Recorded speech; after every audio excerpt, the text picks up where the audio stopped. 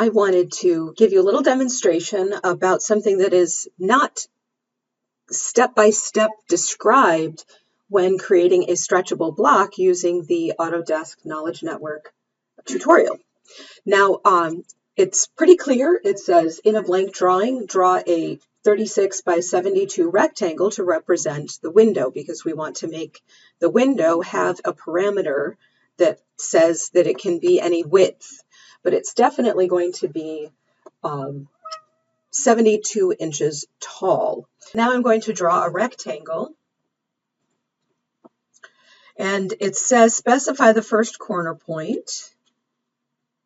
Okay, and it can be anywhere. Now I can specify the other corner point, or since I know the dimensions, I'm just going to select dimensions.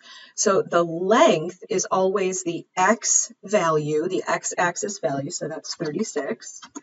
And the width is going to be 72. And then it says, which way do you want it? Because it can go anywhere. I'm going to click it there and double click my scroll wheel so that I am zoomed to extents. Okay, so there I am. Now it says, draw the inner rectangles as shown.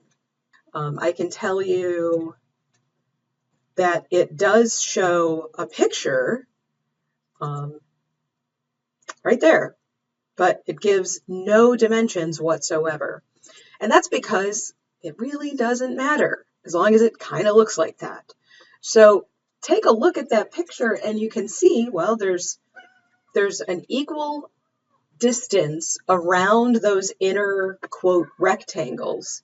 They look a little more square to me, and there are 3 of those same distances, one on the top, one in the middle, and one on the bottom. So logic it out. 72 inches divided into 5 segments, where 3 of them are smaller than the other 2. So you've probably got, what, 2 inches in those sort of boundary segments. So that's 6 inches that you're taking out. So that leaves you with 66 inches. Well, you've got 2 of those inner rectangles, so now you've got 33 inches. And we know that it's 36 inches wide, and there's those same parameters there. So it's going to be the same width. I want that to be 2 inches. So that means it's going to be 32 inches wide and 33 inches tall. So now I'm just going to make those and then insert them. And I'm going to do the same thing. So I'm going to do the rectang command. I'm going to just specify the first corner, go back to dimensions, and it's going to be 32 by 33.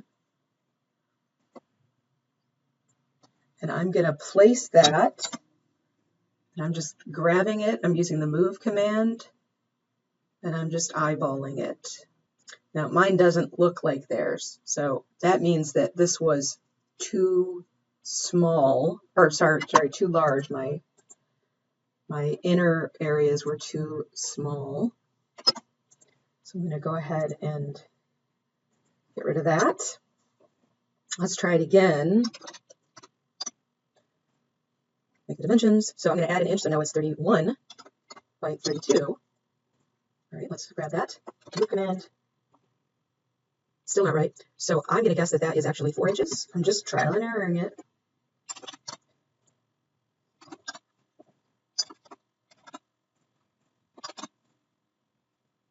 It's closer.